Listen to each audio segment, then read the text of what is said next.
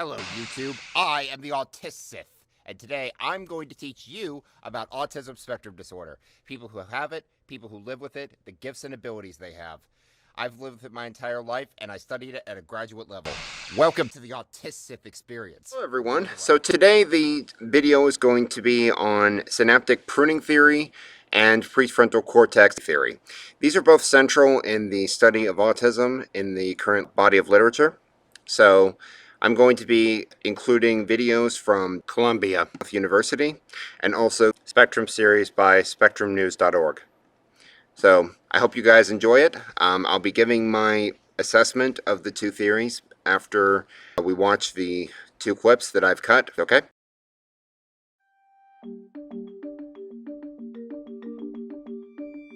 Planning a party, switching tasks at a moment's notice, suppressing a laugh when one isn't appropriate. These all require the maestro of brain regions, the prefrontal cortex. The prefrontal cortex sits just behind the forehead. It orchestrates complex thought processes much like a maestro conducts a symphony. In the brains of autistic people, though, it doesn't communicate well with other parts of the brain, and it may have an unusual structure. That may be why autistic people often have trouble with making plans, thinking flexibly, or controlling their impulses. Drugs or talk therapy may help to improve the function of this brain area and even, eventually, ease some autism traits.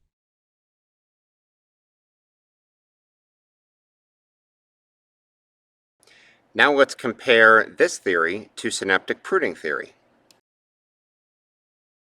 Autism is really a collection of different diseases. There are many genetic causes of autism. In fact, the more we look, the more causes there are. The question is, do they converge? Do they have a behavioral convergence? So there are certain aspects of behavior that autistic children and adults have. But is there a biological convergence?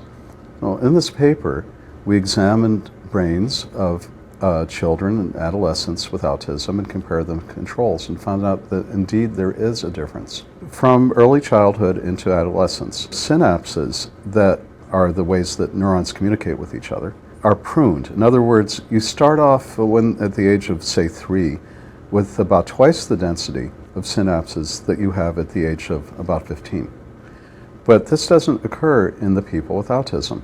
They don't have this synaptic pruning. The next question is why? So we then found that there is a process of self-eating by the cell itself where in this case, the neuron says, time to get rid of a synapse. I'm going to eat the synapse. The process is called autophagy, which literally means eat yourself. But people with autism, this process of self-eating or autophagy is not occurring, and you're not getting the normal decline in the synapse. Finally, you would say, can you use this for treatment? We hope that it can. And the reason we have some optimism about this is because we can replicate what happens with this problem in synaptic pruning in mice. We found that if you can chemically, using a drug, increase the activity of autophagy, now you can regain normal synaptic pruning. Now, if we can go back to humans, either using this drug, which is not a perfect drug, we need better ones that would do similar things. Even after a child is diagnosed with autism, it's not too late. While there's an extraordinary amount of work to be done in the future, we hope that this has given us some insight that this condition might actually be treatable even after diagnosis. Okay, so that is synaptic pruning theory and prefrontal cortex theory. Now, my assessment on these two theories is as follows. Synaptic pruning theory explains a great deal. I believe that it explains adequately why people with autism spectrum disorder have so much trouble with, for example, focusing on more than one thing at a time. Why they have so much trouble with concentrating, focus, why they have the ability to memorize enormous amounts of information across wide fields of subjects. The more synapses in your brain, the larger your connections the more varied connections you're going to have between different regions of the brain, thereby increasing communication. It also explains why they get overstimulated so easily. It explains why on neural scans, for instance, autistic brains register as hyperactive. The more synapses you have, the more neurons you have. The more neurons you have, the more hyperactivity you're going to have in the brain. Makes perfect sense. Synaptic pruning theory, I believe, is very promising, and I believe it explains a great deal of what's going on in autistic brains. It all matches up scientifically, logically. I believe it's a great theory. As for prefrontal cortex theory, the prefrontal cortex is the control center of the brain. If the brain is the control center of the body, the prefrontal cortex is the control center of the control center. So, if the control center of the control center isn't doing what it's supposed to, that's going to cause quite a few problems. Yeah, so regarding the prefrontal cortex theory, I believe that there is something to that as well. The literature on this isn't nearly as expansive. However, if the prefrontal cortex is operating at a less efficient level, then you're going to have trouble coordinating between different brain regions. They're going to have trouble communicating with each other, or they're going to be communicating with each other too much.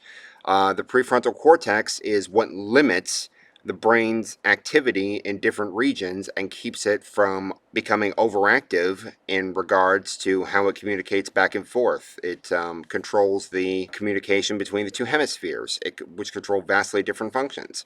So prefrontal cortex theory, I believe, it works along with synaptic pruning theory, and if both of these are indeed correct, then it's no wonder why people with autism spectrum disorder have so much trouble multitasking, why they have so much trouble with sensory input, why they have so much trouble with, why they're hypersensitive to certain things, why that, for instance, even crinkling paper or air currents in a room can send them into a meltdown, because depending on how the brain interprets all these different stimuli, if the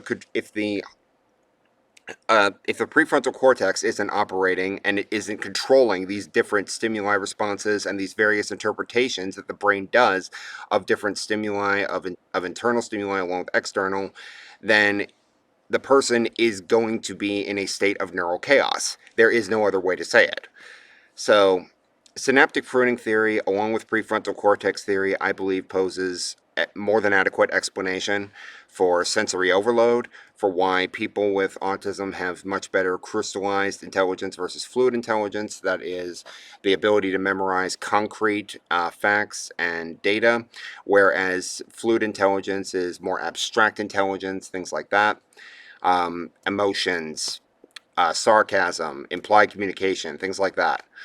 So, I believe that these two theories are a great advancement in the field of autism, and I look forward to seeing more about them. And I will definitely be sure to keep you guys updated, because I'm going to be watching this. This is really interesting stuff. I am the TheAutistSith, and it has been my pleasure to instruct you.